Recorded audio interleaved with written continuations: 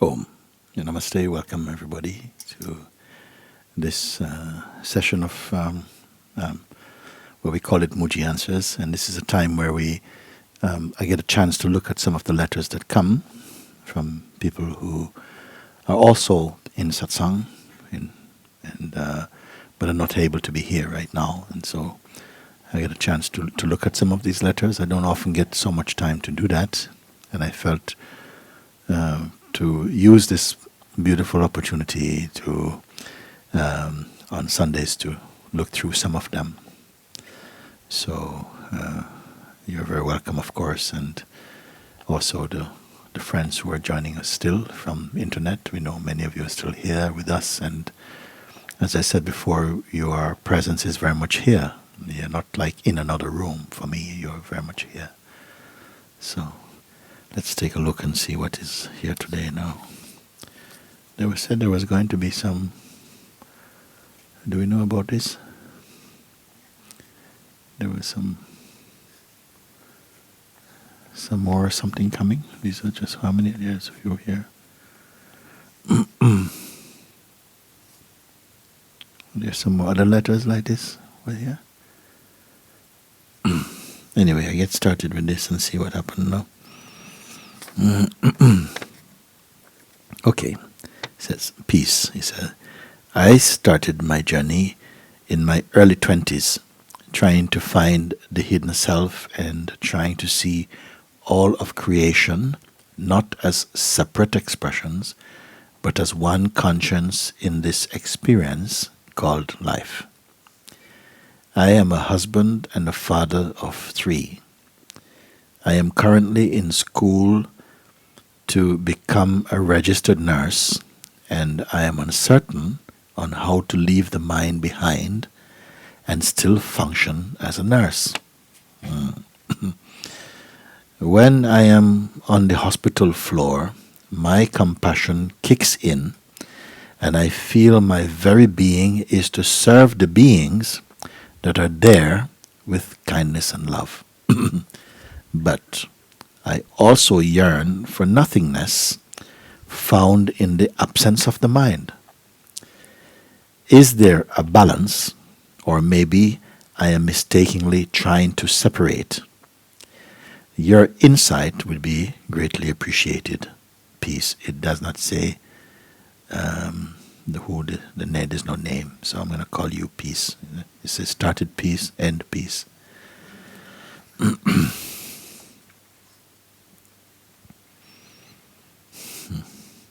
I am a husband and father of 3. I am currently in school to become a registered nurse, and I am uncertain on how to leave the mind behind and still function as a nurse, you see. So it feels I need my mind to function and to do the work I have to do, you see. And when I am on the hospital floor, that means when I'm working, my compassion kicks in, and I feel my very being is to serve the beings that are there with kindness and love. But I also yearn for nothingness found in the absence of the mind. Have you found this nothingness which is there in the absence of the mind? It is also there in the presence of the mind. Isn't it? Because otherwise it means that it is limited. When the mind is here, the self is not here. But I have not found this to be true. It means if I have to think, then myself is gone. It is not true. My very thinking is watched in myself. My thoughts and interactions. Even if there is a need for service and compassion and understanding, it is all taking place in the self. It is all taking place. There is nowhere else for it to take place. The self is the common denominator of all experiencing. It is always present, you see. It's like saying that could you put all these things in the world without space? And of course, it's completely ridiculous. Space must be there first. So in the same way, when you say I, it is consciousness. When you talk about kindness and love. Where does your concept of kindness and love come from? From the self it comes. Then you say, I am uncertain on how to leave the mind behind and still function as a nurse. If the mind is needed, let the mind be there. Which part of the mind you're going to leave behind? The mind is not the problem. Mind in its practical function is necessary, and it is part of the self. It is just the psychological mind, the one where identity is, and how I'm doing, and am I good enough, and I should have done better. This type of, it's not helpful anyway. If you're going to think like this, you will not be able to function properly. It's not that mind that you need for compassion and for kindness. You see? So some mistake, some misunderstanding, and I hope we can correct your perception about it. I am uncertain on how to leave the mind behind and still function as a nurse. I feel you don't have to worry about it. Don't be worried, I must leave my mind behind. That itself is mind. It is the mind that's saying, I should leave my mind behind, knowing that you can't do it. Let mind be there. You don't think about mind. Don't worry about the mind. Just you stay as the self, meaning that in whose light the mind itself is seen. Then you don't have to concentrate on the mind. Just do what comes spontaneously. And don't even touch this concept of mind. It's not needed. Let mind be there without the concept of mind. Then everything is okay.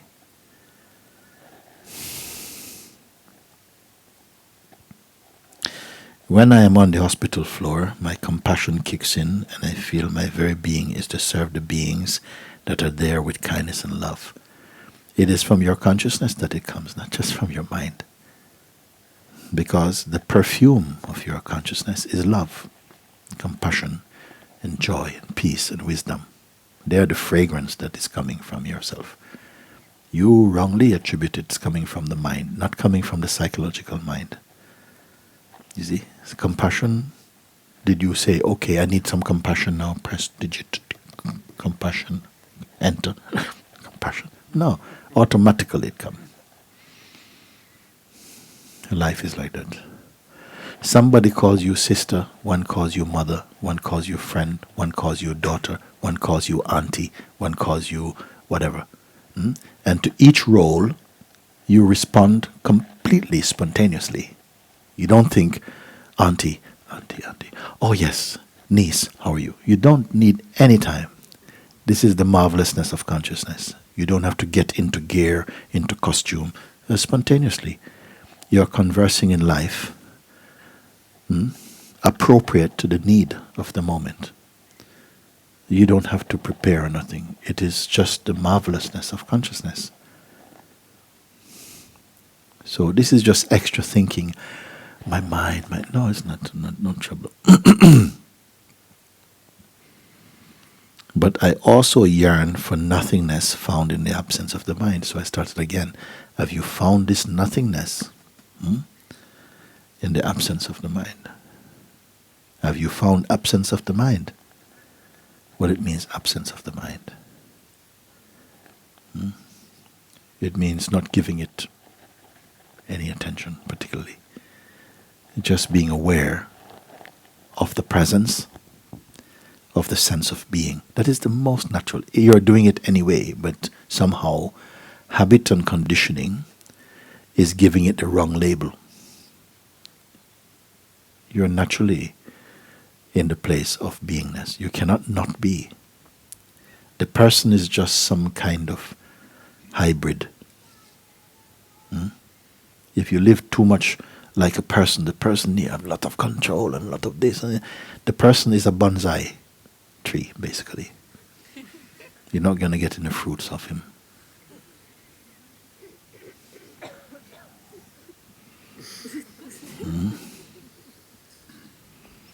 So I also yearn for nothingness found in the absence of the mind. So I want to find out from you, have you found this absence of mind, what it means? Means that you don't engage about mind. Even to be thinking too much about the mind is itself mind. Don't worry about the mind. Just be aware that whatever it is that comes in mind, or comes as mind, or comes as feeling, as thought and sensation, cannot exist without you, the perceiver of it. And you stay in that ultimate place, that which sees even seeing, where even seeing is seen, just like you know you are perceiving. There's awareness of perceiving. As soon as that clicks nicely, you'll find that all these ideas about balancing and how can I balance and how can I get it right, all that drops away. It's just unnecessary junk. Your being is managing spontaneously. When you're in the bathroom having a shower, do you have to think, should I put my leg on this thing and then take this soap and then take this flannel and rub this soap and put the soap back and then put the leg down and put the... You don't think at all. When you're walking, do you put left, right, left? No, you don't. You do it. All life is so spontaneous for you. Then we're thinking, how can I do? You don't have to know how to do. It is happening. Life is just happening. Who gave you the job to balance life?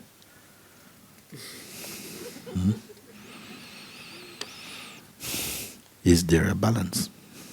Or maybe I am mistakenly trying to separate a little bit, not intentionally, but the mistake or the misunderstanding happens for us, all of us, at some point, where you think, you're told, you have to do this, and you have to balance, and you have to be careful, and you have to make sure that this is in place, and you pick up all this thing, which you can do naturally.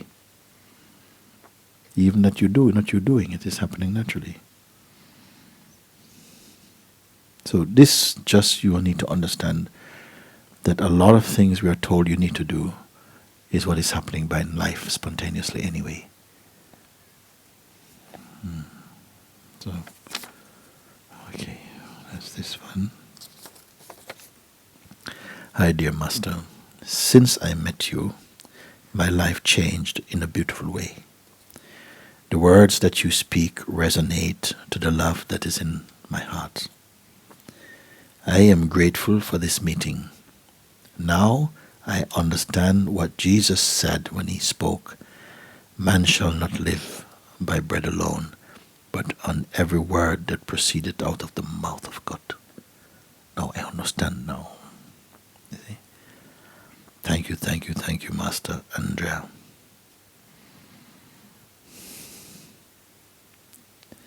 It means man shall not live by bread alone. You don't live because you eat food.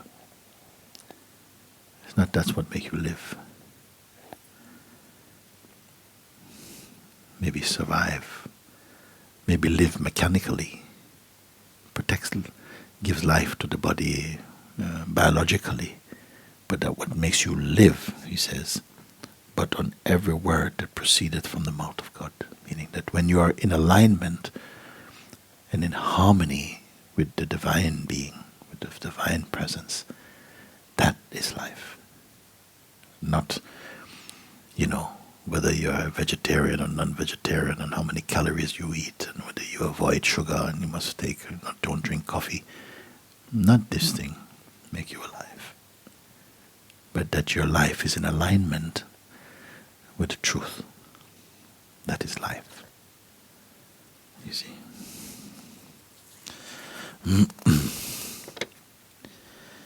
Hi Mooji. In one of your videos you say that many people say they are willing to wake up and be free, but only very few are actually really willing to be free. Many people say, they are willing to wake up and be free, but only very few are actually really willing to be free.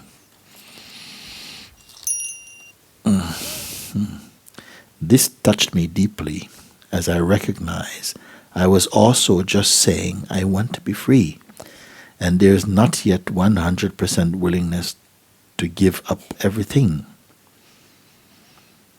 Is therefore time and suffering of ego the only way to maturity and complete willingness to be free? Or is there a quicker way to complete willingness? Thank you very much, Mickey.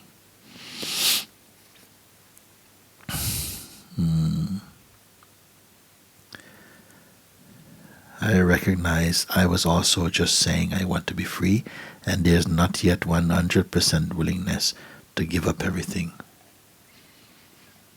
It's not important. Give up everything. Who can do it?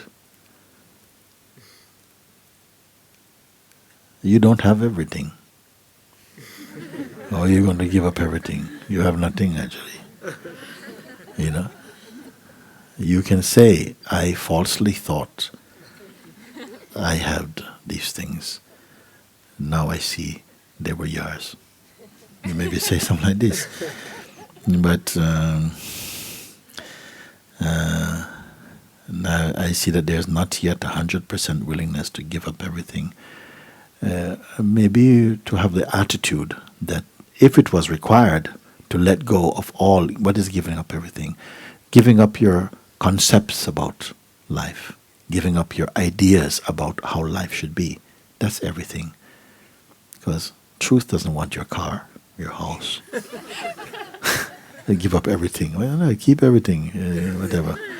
You understand? What does it want? Maybe just make some space, which means leave all these ideas that you have about life, because all these ideas that you have actually blocks any space there to really look freshly at what is really available. Then you only want life to satisfy your projections, or you want the truth on your terms only. Then this is not true. You see, so one must have at least the attitude, you see, or to leave everything aside for a moment. Don't let them be in the way. Don't put them in front. Just say, okay, I'm here. Yes, my car is here, my job and things, but it's not. They don't have my focus right now. Now my focus is only here. This attitude is not bad.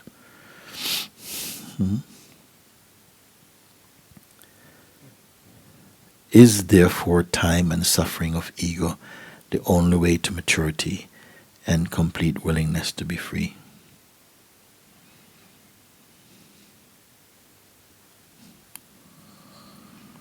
Time and suffering of ego. Suffering and pain and so on trigger more the incentive to be free of pain and to find some space which is free of pain. So maybe it supports authentic striving or something. But they're not necessary. You don't have to go through all more and more pain and so on. Pain is common for every being, but routine pain, everyday pain, is too much. It's not necessary. It means you must be stupid or something. But you're doing the same thing over and over and over again. And something, no, you're not the routine pain. But pain is going to happen. It's okay there. Is therefore time and suffering of ego the only way, to maturity and complete willingness to be free? Not at all. Some people, they came into life, and from their children they are attracted to the truth. They didn't have to go through the teenage years and, joyriding and swinging off trees and so on. From their young, they had some love or they have a sense that there's something bigger than this. Very often children, they have this sense that, there's something bigger than all of this. Even though my parents are telling me, eat your greens and do your stuff and watch out, they know this. Like something bigger than this. Then maybe later on you might lose it a little bit. Is there a quicker way to complete willingness? Maybe you better ask, is there a quicker way to complete freedom? Why go to willingness? Why you're trying to be willing when you can just be free?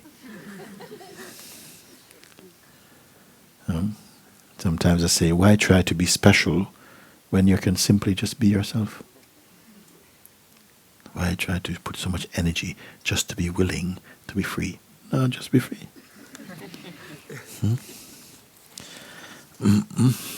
Dear Mooji, thank you for reading this letter. There came sudden urge to write to you to show you gratitude. From the first video I came across wandering through the internet, it was perfectly clear. This is what I was searching for and wasn't even aware of. This is grace. When you speak, my heart sings. It took a while to surrender to your words, or as you often say, to existence. It took some time to gain trust and courage.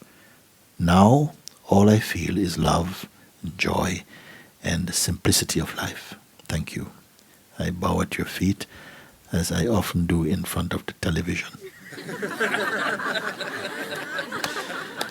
Forever grateful and hoping to meet you in person, or better say, in presence. Love, Marijuana? No, sorry.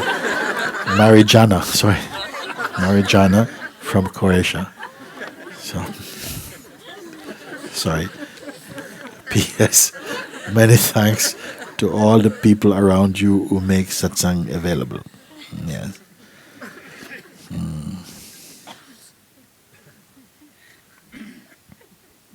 As soon as you let the words in, they are guiding you not to somewhere else, but simply into your inner space.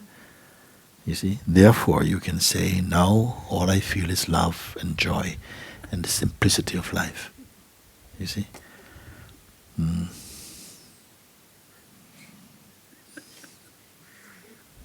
I bow at your feet, as I often do in front of the television. I had some friends, they sent, I think they were in Maui, no?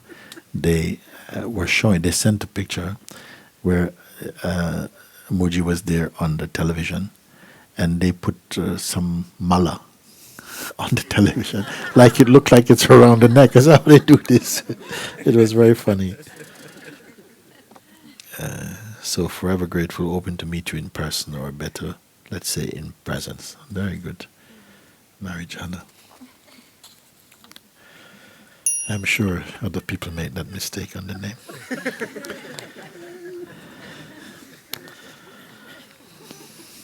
But she sounds high also.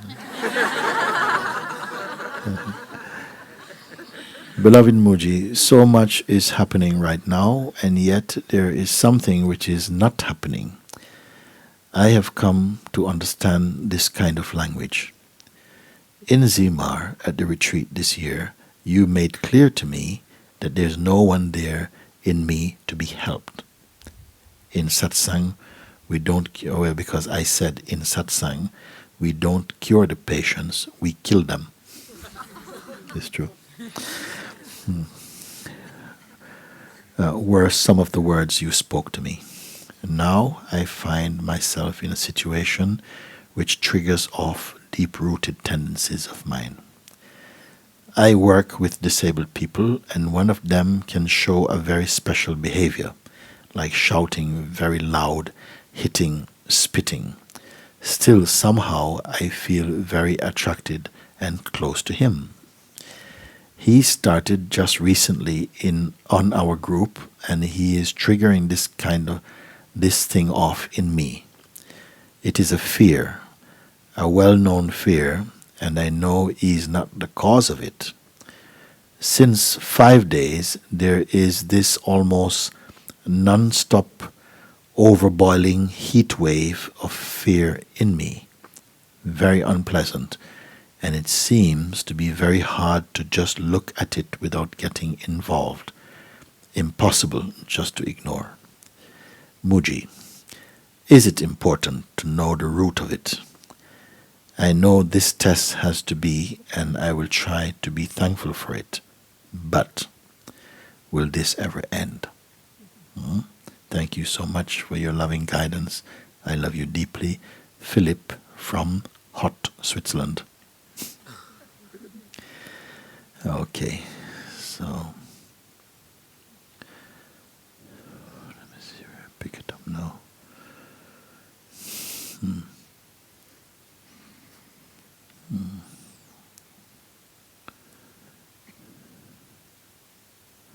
So you came to an understanding that there's no one really there inside to be helped of such.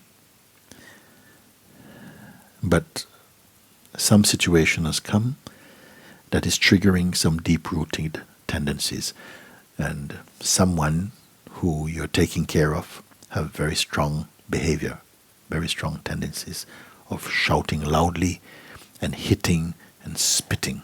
That's the behavior, you see.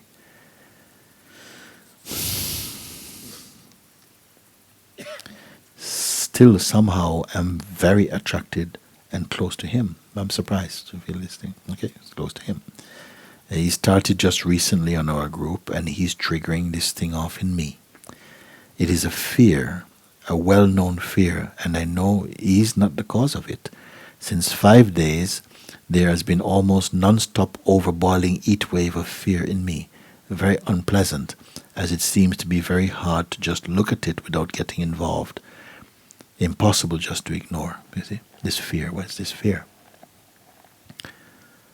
Triggering the fear. Why fear? Not anger. You didn't say anger.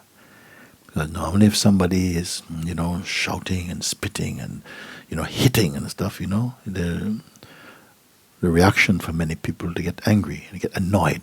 Why are you doing this? Why are you doing this? And they're still, what are you doing? But you say, I'm not getting angry. I'm getting afraid. So I want to know, what is the fear? Why fear? What are you afraid of? Are you afraid maybe you might lose control and do something terrible that you would regret? You have to identify, what am I afraid of? What is the fear? Put pictures to your fear. See, where does it go? In the worst case scenario, what are you going to do as a result of fear? And take your time and ponder over it. What are you afraid of? To look at first, and to run it through, play it through, and say, okay, watch what happens. You're getting really afraid and afraid and afraid and afraid of what? Afraid of what? Afraid that you're going to lose it or something. You're afraid of what? You're going to get fired. You're going to lose it. The person won't like you if you get angry with them. You need to identify, what is this fear? First, you identify, what is the fear about? Because you have not said yet in the letter. After you found out what is the fear about, then find out who is the victim of the fear, and really try to look and feel on what does this fear impact. Who is suffering the fear? Now the mind is going to tell you quick, of course it's you. It's a foolish question. Of course you are the one who is suffering the fear. Then you have to say, but me, who precisely? And you must be quiet and feel, get into it and see. Who is a sufferer? Does it have a shape? Does it have a form? Don't invent. Just be quiet and hold this question. Don't lose this question. Sometimes your mind will try to change the question for another question, an easier question. Because when you focus on this question, even just focusing on this question is going to burn this question. And sometimes what happens is that strong resistances come. It's like as soon as, because there's a power inside us that doesn't want you to know. It doesn't want you to discover. Because why? When you discover, it's like you come back into your power again. Like this. So you have to stay with that and look, be quiet, and sit with it. And sometimes you find that you cannot concentrate. The mind is putting pizzas in front of you. It's putting, oh yes, this email I have to send and you're late, and oh, you have to answer this letter and all of this stuff. And you see, but wait a minute, it's like the mind is throwing stones in the bush so that you forget what you're doing. So you write them down, look, just who is it? Who is afraid? You see, and discomfort comes up inside, strong discomfort. Irritability. But you only observe. Something is not comfortable. Like Don't look at me. Don't look at me. Look over there. I told you look over there. Why are you looking at me? And you just keep quiet. Don't identify with this voice. And then it's gone. Go like that. Okay? You have to look like that. So, since 5 days, there is this almost non-stop overboiling heat wave. That's intense stuff you're talking about. Of fear in me. In cool Switzerland, isn't it? Very unpleasant, and it seems to be very hard to just look at it without getting involved. Impossible to ignore. It's like, you're right in the heart of the crime scene. And still, there is a stillness right there. You stay in that still place. Don't be a policeman there. Don't be a doctor. Don't be a patient. Just be there and watch. Because when your eyes are open in this way, alert in this way, this force which has been somehow living in the shadows of your mind, in the blind spot in your being, he can't stand this light. He's coming, something shaky. It's coming. Come. You keep quiet. Don't identify. Because you can't stand the power of your looking. Much of our life is spent in distraction. You're distracted from yourself. You're looking at the wrong thing, engaged with the wrong thing. Because the minute you begin to sniff and smell, something is here that I've been taking to be me, but it's not me. It's just some idea I've been holding on to.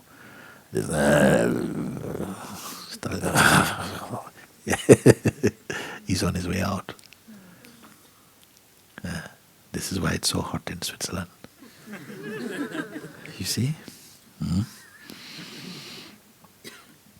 Mooji, is it important to know the root of it? No. Observe. Discover the root. You see the root. The root will come out. If you break the vine, the root is laughing. I send many more of those. But when you look at the root of it, the root will come out.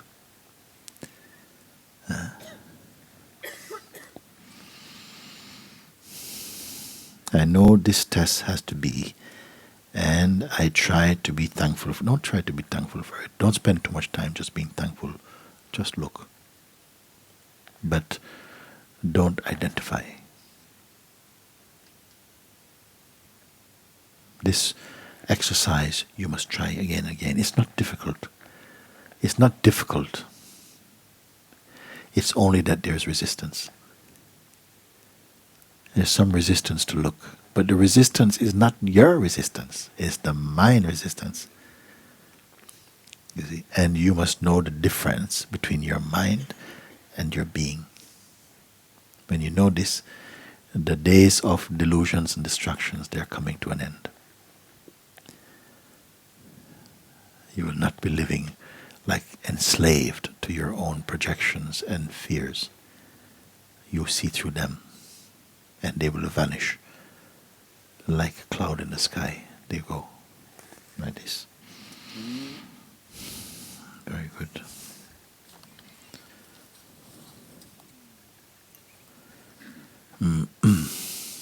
Dearest Master Mooji, my guru for the past 10 years has been my husband's prostate cancer. Interesting. My guru for the past 10 years has been my husband's prostate cancer. His prolonged illness brought me to the point of complete spiritual desolation. All of my preconditioned concepts, ideas and beliefs about God were demolished because of this. All my preconceived, conditioned concepts, pre, yeah, preconditioned concepts, ideas and beliefs about God were demolished. No? As it is seen now, this was the perfect condition for the truth to be revealed in my heart. I began spending many hours watching your videos and satsangs, deeply in search of answers to all of this pain and suffering. Other teachings pointed me to different ways of identifying as the person. You were the only one pointing to the true freedom. One day, about a month ago, everything clicked, and since then, I have seen a continued maturing and opening of the space of my being. My husband even asked me, "How can you be so happy when I feel so bad?" I said, "I don't know." I may never meet you face to face, but wanted you to know that my heart dances now and knows an unexplainable tranquility. With love, Trisha in California. A beautiful letter, isn't it?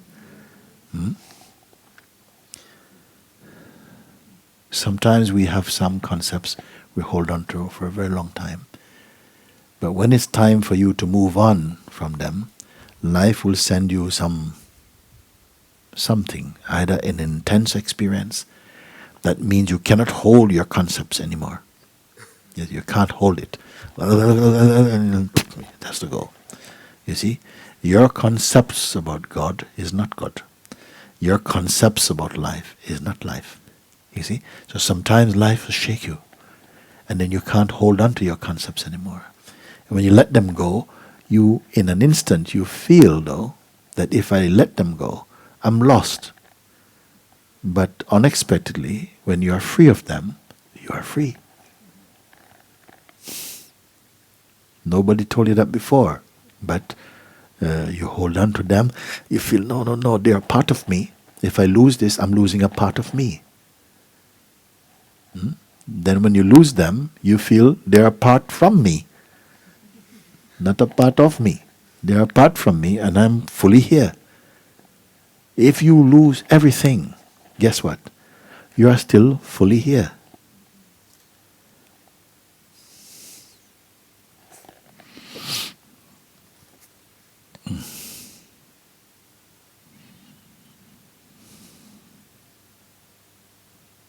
So after watching, I spend many hours watching your videos and satsangs, deeply in search of answers to all of this pain and suffering.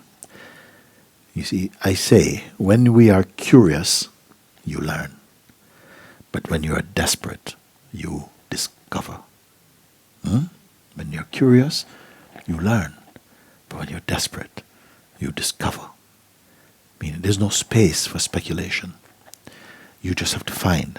Your eyes become single, and you'll find, you see, because of the power of your looking and the urge of your desire, for freedom.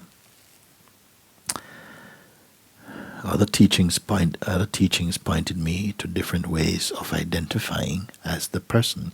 You were the only one pointing to true freedom. One day, about a month ago, everything clicked. And since then, I have seen a continued maturing and opening up of the space of my being. What you're doing, you didn't say, I am doing all these things. No, I'm just aware.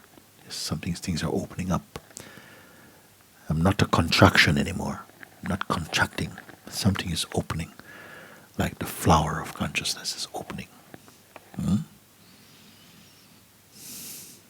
My husband even asked me, how can you be so happy when I feel so bad?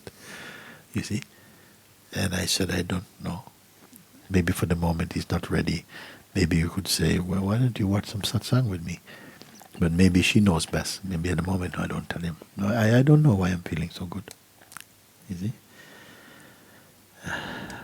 I may never meet you face to face, but want you to know that my heart dances now and knows an unexplainable tranquility. Where did all of this come from? Outside or inside? Arising from inside. Everything is inside. But you have to be aware of it. You only have to be aware of it. If you're not aware of it, you keep looking outside. They tell the story of one man, two friends, no? Two friends, these two men, they spent a lot of time they're from a small town, but they were friends from they were very young. They shared everything. They talked about everything. They would sit under a tree and they'd talk about everything. They so loved each other, enjoyed so much each other's company, and they told all their secrets. Let's call one Mr. A and Mr. B. So Mr. A is married. He has a wife and a son. His wife is a little bit money-minded, and he's a bit sort of cautious about that. He has a nice amount of money, but he's afraid if I just make it available to his wife, she's going to spend on all kind of things, and in a short while they will have nothing. So he confided to his friends, I have all this money, but I don't want to spoil my wife and my son. But I want to care for them. If anything ever happened to me, I want you to know that I've put this money in a box under the house. Okay? Okay, thank you. And then they talked about other things. Now, Mr. B, the friend, went traveling around the world for some time, and after 8 months or so, returned home. In the meantime, Mr. A, his friend, passed away, had an accident, passed away. When the friend who has been traveling now came back to his town to see his friend, he was walking on the way and he sees the wife of his friend and the son on the street begging. Yeah, give me a cup of tea, Look dirty and miserable. So he immediately walks over. Amma, you are my friend of my husband. Yes, well, what happened to him? What happened to A? Oh, you don't know? He passed away, suddenly like that. Oh my God, when was this? Oh, months ago. Now we have nothing at all, we are begging him on the street. Please help me. Oh, Amma, I have good news for you. I'm sorry about all of this. But your husband has left a lot of inheritance for you. So immediately her mood is changing now. Why? Because it's coming from a trusted friend. A very loyal friend. Then he says, come, together, come now, let's go. Enough of this begging, come. So they went home to the house, and he goes and they take up the floorboards, and he doesn't know exactly to look around, and they're pushing, digging, and then after a while, dig, take one box out, full of gold coins. So much money, the boy can go to school and do everything, and they don't have to worry about anything at all. Now, this money is totally theirs, legally theirs, and it's in the house. But were they rich? Were they rich? No. And yes, the monies there belong to them, but they are unaware of it. Then a friend comes and tells you, listen, there's no need for you to be begging because your husband has made adequate provisions for you. So just hearing the good news from a trusted friend, already the mood is changing, you see. Not only does the friend say that, he says, come right now, we go together and we look. And they find together. So in the same way, each one has a golden treasure. inside, the treasure of the self. But we're looking like beggars, looking for a life, when you yourself are life. But until someone points it out to you, you're not aware. This is all Satsang is doing, pointing you back to your treasure, you see.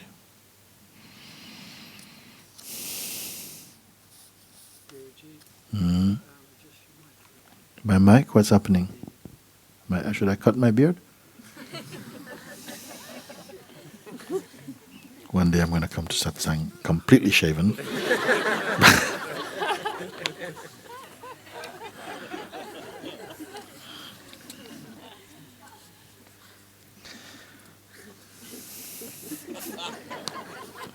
That's why I was looking going.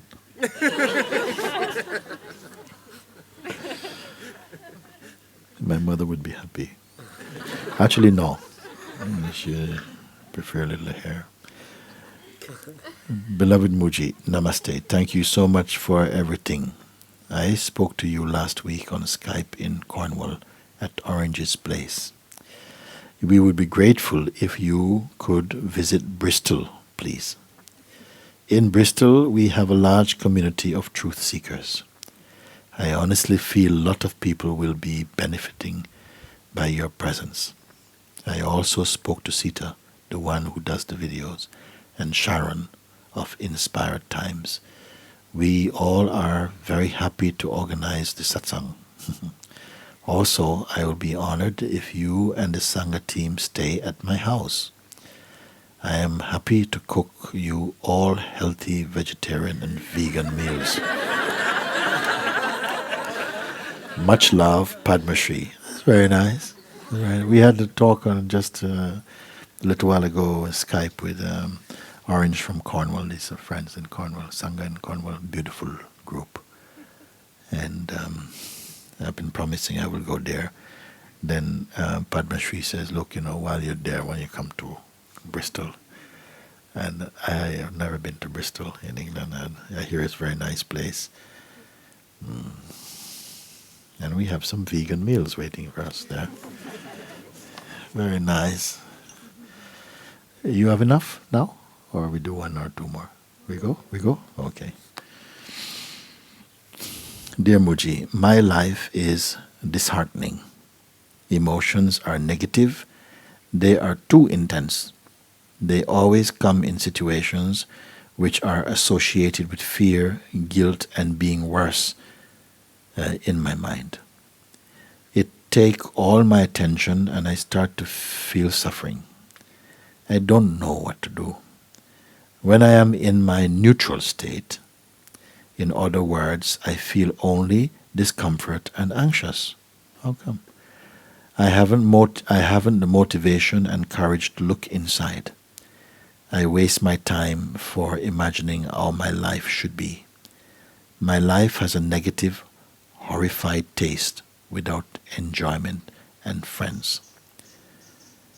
I have really big problems with relations with people because automatically I'm feeling worse than others. I would be grateful, really, if you could answer. Regards, Iza from Poland. It's never so bad. It's never so bad.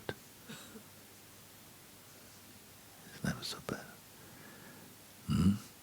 I remember one story, one point, there was a satsang in Bombay, at Srinivasagadatta's Maharaj's place. And the master has been speaking for some time, and one man, he said, Swamiji, can I speak? Yes, say something. He says, I hear what you speak, and I feel the power of your words, but I have to be honest. I am always experiencing suffering. Then the master say, no, you are not experiencing suffering. You are suffering, you're experiencing. I tell you again, no? He says, I am always experiencing suffering. The master say, no, it's not true. You are not experiencing suffering. You are suffering, you're experiencing. What a powerful insight. Huh? What he's saying is that there's no such thing as suffering. There is pain. Suffering, pain is actual something. For sage and sinner alike, pain is there. But suffering is more about an attitude to your pain. You see? And he's saying there that you can change this, the way that you experience. The taste of your experience is directly linked to who you take yourself to be. So there is nothing called suffering. Suffering is not a thing. Suffering is a state. You see? So it's not that you are experiencing suffering, because suffering does not exist. Suffering only comes with your attitude that I don't like this. Why is this happening to me? And that's how you create the state of suffering. You see? So he's saying there's an option. You're not compelled to suffer. Pain is there, but you need not suffer your pain. You may experience the pain, but you are suffering the pain and calling it that you are experiencing suffering. He simply corrected him, you see. But he offered at the same time tremendous space. He gave him back tremendous space and showed him, listen, you are misusing your power. If there was something called suffering, suppose I say, yes, this is suffering. I found my suffering. Here it is. This is suffering. If this is a fact that this is suffering, then if it is suffered by me, then it will be suffered by you. Because the fact is that this is suffering. But while I'm suffering this, you are drinking it, enjoying. So it's not that this is suffering. It's just that I am suffering this. You are enjoying it. Why blame the thing? The thing is innocent. You see?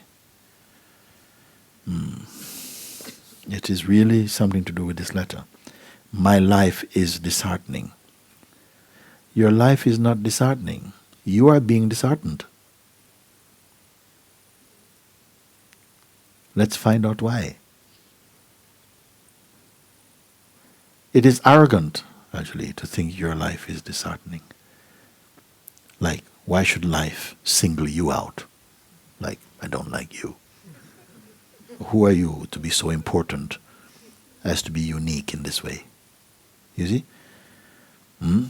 Emotions are negative. No, emotions are emotions. You are experiencing them negatively. They are too intense. No, you are being intense about them. They always come in situations which are associated with fear, guilt, and being worse in my mind. It takes all my attention and I start to feel the feeling suffering. Yes, this is the habit. I don't know what I can do. Well, you can begin to understand what I'm speaking. And look. When I'm in my neutral state, in other words, I feel only discomfort and anxious. That's not neutral. When you are in a neutral state, everything gets neutralized for you. I haven't motivation and courage to look inside. You're talking about a certain state of mind, not about yourself. You see? It's just a mistake. We are identifying a certain conditioning that we picked up as being the fact of your being. It is not the fact of your being. It's the fact of your behavior, not of your being. I waste my time for imagining how my life should be. Yes, that is a waste of time. My life has a negative, horrified state without enjoy or friends. Of course, if you continue, with identifying with these states, it's going to have a negative, horrible taste. And nobody wants to be your friend. Why? Because you just made them miserable. Why want to be your friend if you're just going to every day, my life is not good. My mind is too intense. Nobody wants to listen. They have their own troubles.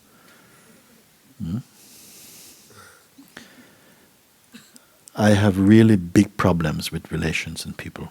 Of course.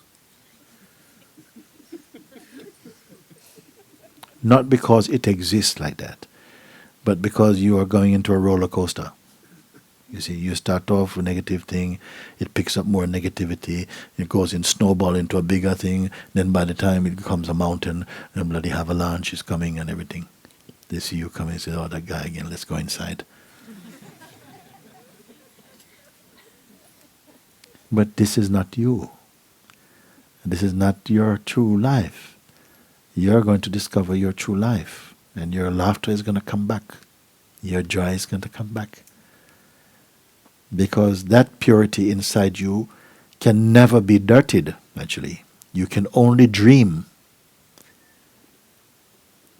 This thing you're talking about.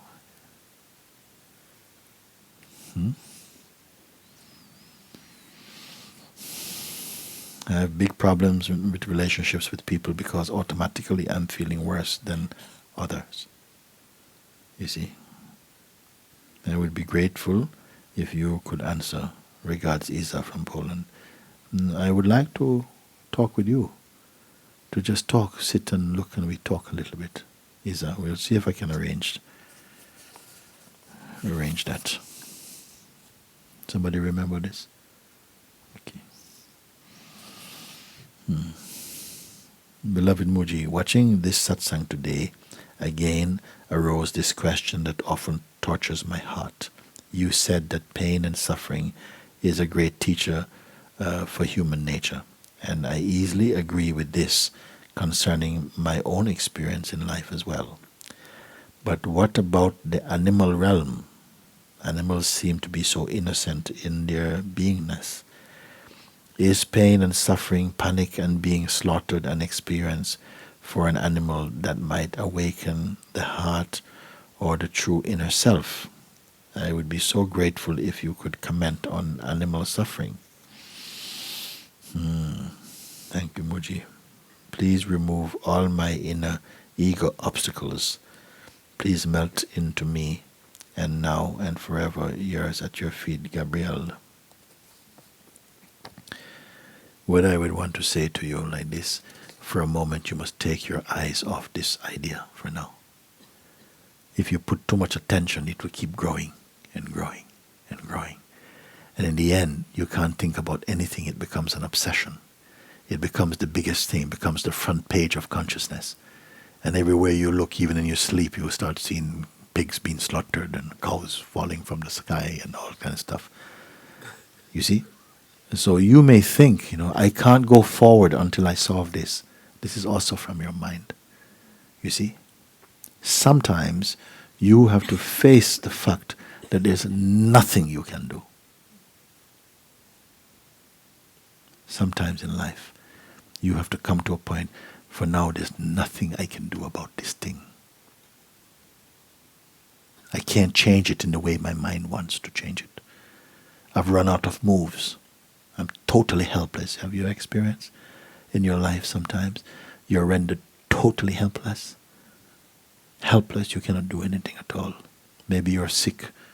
Yeah? You're so sick you cannot do anything, and somebody's going to come with a gun and shoot you in your head, and you cannot even close your eyes. You're so out of energy. And you think it's the worst thing that can happen. No, it's a good thing. It's not a fun thing, but it is a good thing to experience. Oh my God. And then somewhere inside that, sometimes when we are driven to our limits or our perceived limits, new openings come that you are unexpected. Openings are coming. You see? Because there's always more to you than you think. There's always greater space than you imagine. Don't give up. But don't make any single issue bigger than the search for truth. You see? That I would say. Sometimes you have to say, you know what? This is a big problem for me. Big problem for me. No. But you must leave this for a moment.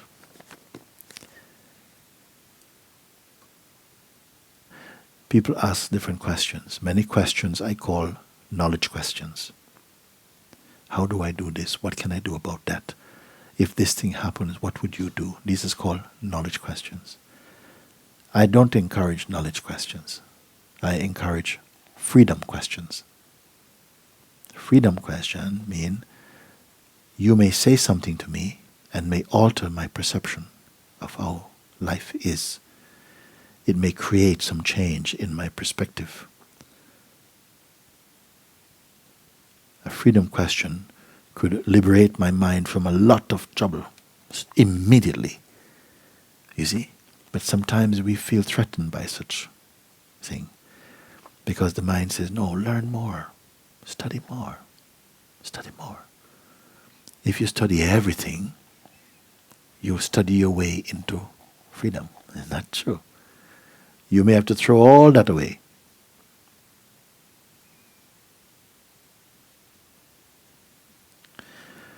Don't lose your freedom question. Don't say, I must champion the cause of all sentient beings and, liberate all the animals before I'm free, because you're going to wait a long time. It doesn't work like that. So for a moment, whatever it is, whether it's the animals or the children or famine or wars or whatever it is, you must learn to leave that aside for the moment. And you must go and find out something about you. As a person, there's little I can do. Maybe if I become a Buddha, maybe you may think, but that's another thought, that's another fantasy. I don't regard it as a fantasy. I look at a lot of life as failed fantasies for me. It's not a fantasy to try and find out who you are. Find it out and then come and see how this looks again after. If it's still like this, look again. But many people are stuck. What about the children who are abused? And what about the women who are raped in this country? What about female circumcision? What about all this food that we make and people are starving and they are burying mountains of food in this place? What about the pigs? What about the cattle? What about this thing? What about the grandmothers? Oh, the cats are dying of this and salmonella. And, oh my God, hang on a second, guys. What are you here for? You find out about this. Your mind might tell you, oh, you're choosing the easy way. Why should you not choose the easy way?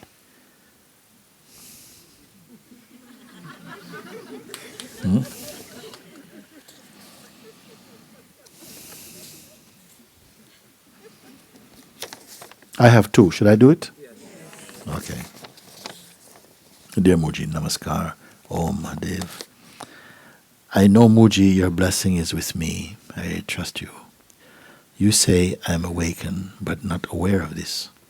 Yes, my mind can't understand the difference between real and imagined world. I have some questions, better say confusions. 1. Do I have to do meditation and stay in pure heart, that's Satchid, condition for a week or a month or a year to feel the self? No. Question 2. I think if I meet Satguru, Papaji, the Buddha, Osho, Ramana Maharishi, they will be a blessing because they guide me in Hindi, better communications. But it's not possible now. Or, if I will be just with you, Sadguru Mooji, am I going to realize myself? Is it possible without speaking English? Only few words, just silently and in Satsang, only through the presence of Sadguru. Yes. Question 3. I feel some pressure at my third eye when I try to do nothing. Will chakra meditation, Buddha Vipassana meditation help? Maybe. Question 4. Is there anyone who can help? I have only silence that I can understand. Sorry. Question 4. Is there anyone who can help? Yes. I have only silence that you can understand. Yes. About myself, name Darshan Pandya, age 22, male, from Rajasthan, India. I don't know, but something attracts me towards Atma Tattva, that's enlightenment, from my childhood. I am seeker to meet the self.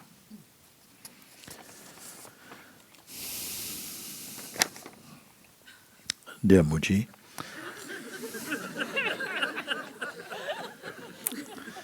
I don't answer like this because I'm tired, okay? I just like to express my gratitude. You have guided me through your books and YouTubes to what can hardly be expressed. Yet I tried in the annex. What's annex? Yet I try in the annex. Yours truly. What mean? I tried in the annex. Okay.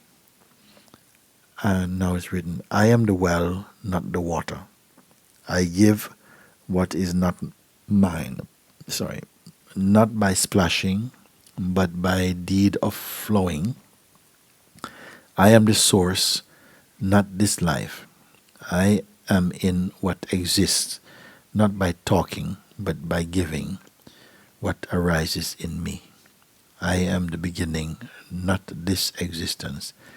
I know what is, not by thinking, but by being aware of what is in me.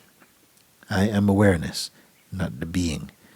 I am in what is, not by knowing, but by being that, what that is in me. I am conscious, not the awareness. The one is in me, not by living or giving, but by being that, by being all in me.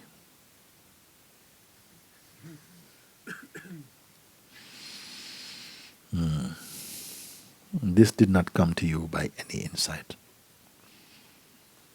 You see? More imagination.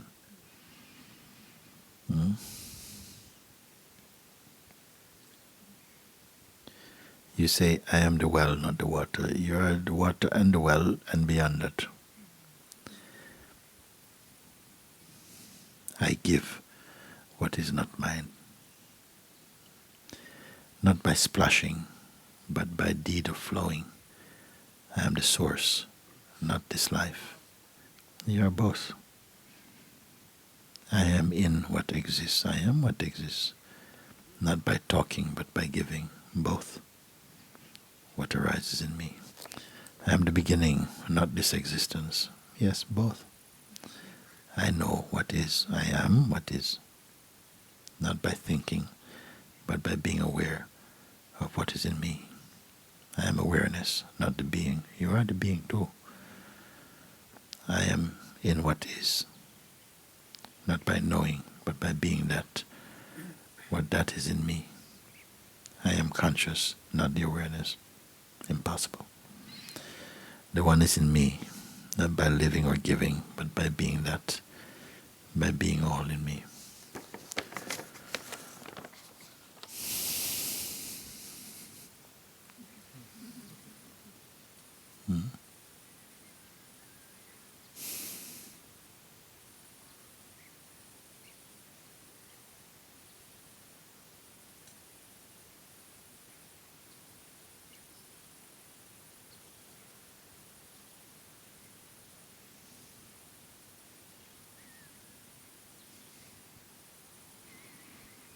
I have this firm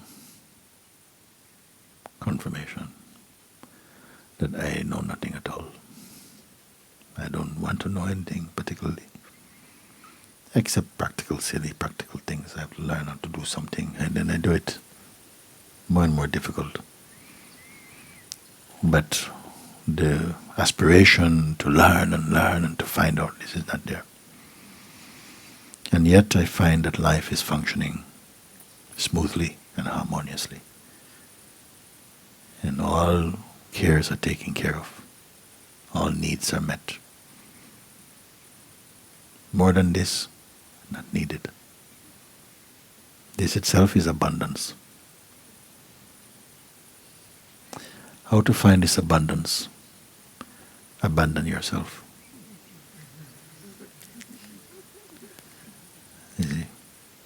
These things, they sound like prose and poetry, but they are simple things. The ancients knew them. Hmm? Many people in this life, they know these things. Simple.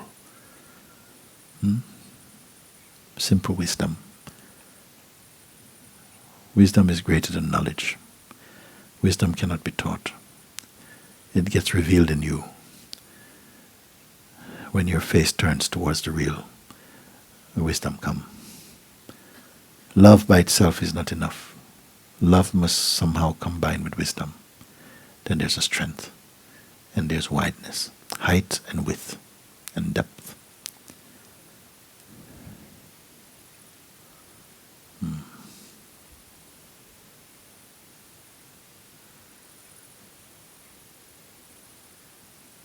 May all who seek find what you are searching for. May that search be for the only true thing worth finding, worth discovering, which is your timeless self, and to be free from pride and vanity, from arrogance, from separation. May each one, according to their capacity, come to the full realization of the self.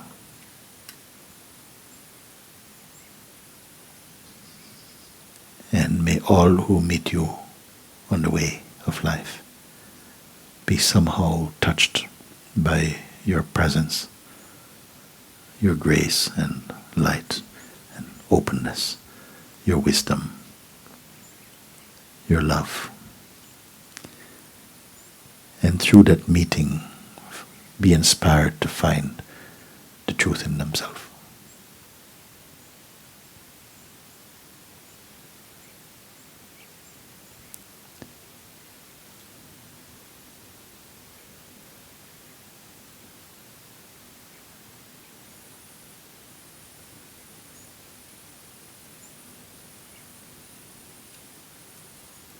May each one transcend the hypnosis of personal conditioning and be happy.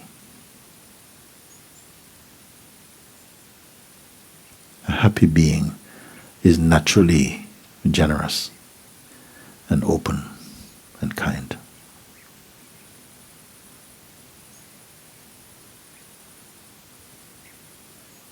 And may you hear this in your heart,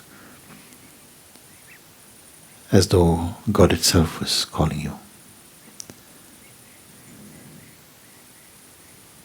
Many times I said, my master told me this. And people said, oh, you were with him alone. I said, I'm always with him alone. Yeah, but were you in the room? I said, no, I was sitting just like we're sitting here. But I heard this voice like it was talking to me.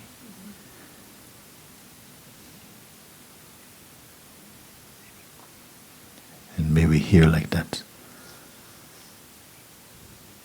Because the truth calls you only to freedom. There's no tricks. It wants nothing from a human being. What can it want from a human being? What has a human being got?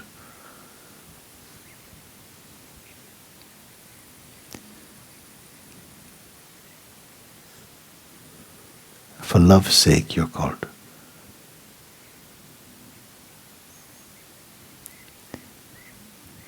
So,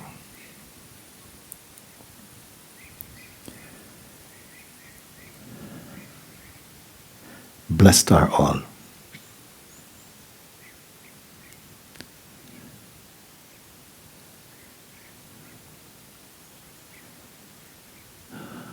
Okay.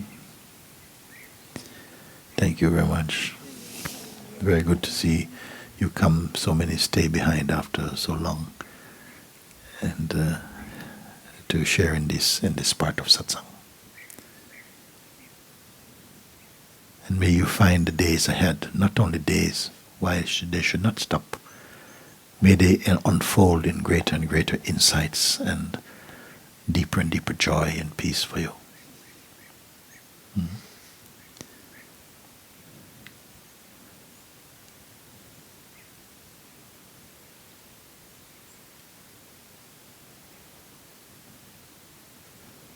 And don't tell the world that it is aggressive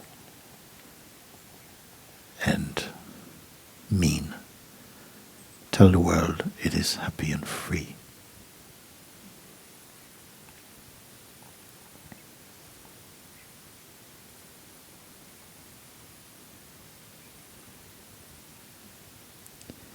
And be the evidence of your own words.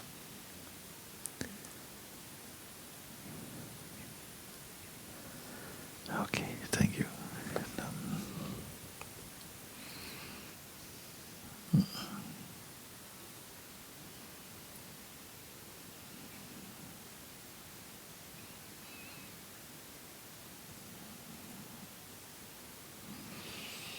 Are we having any more music, or is finished now? What, we are good? Is there something?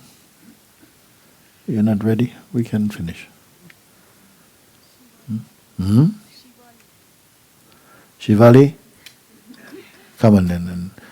Yes, you sing this one I like so much.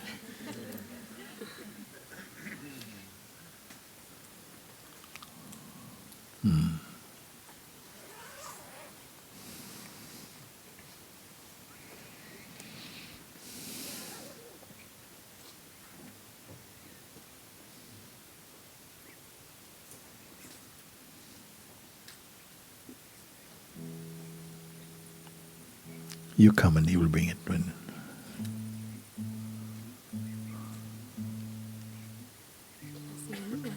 You want to sing a new one? Okay, that's good. I don't mind.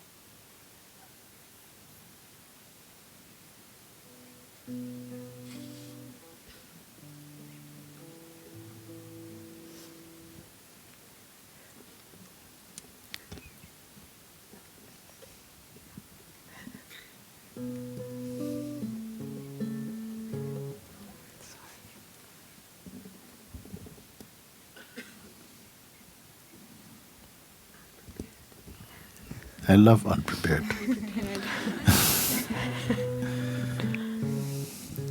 This doesn't work.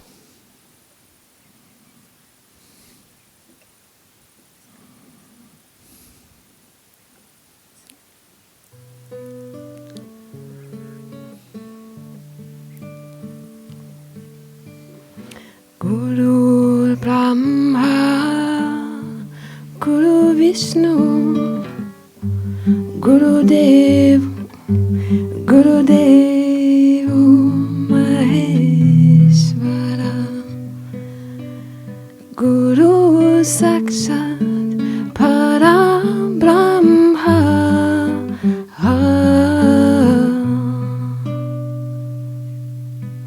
Tasmai Shri Gurave Namaha.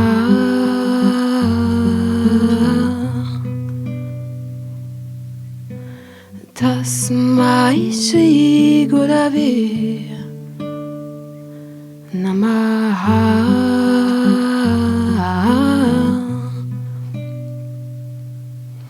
Shri Shri Shri Guruji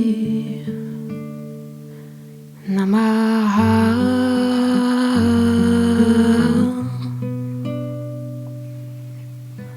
Shri Shri Shri Mooji Ji Namaha.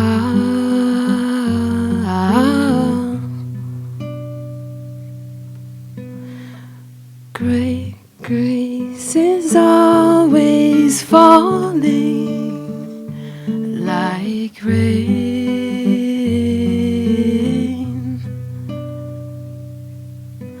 Grace is always falling.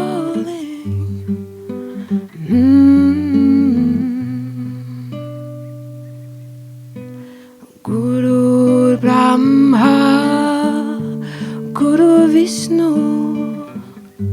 Guru Devo Maheshwara, Guru Sakshat Param Brahma.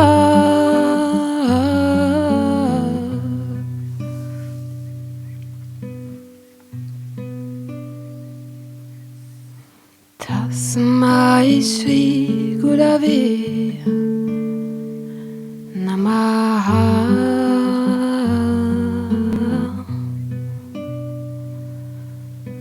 Tasmai Shri Gurave Namaha.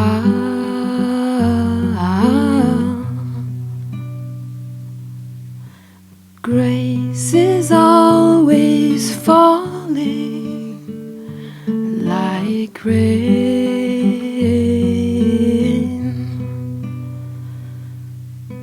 Grace is always falling.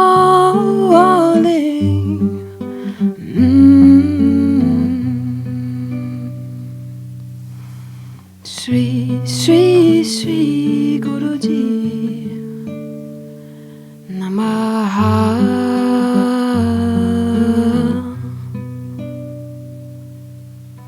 Shri, Shri, Shri Mooji Namaha.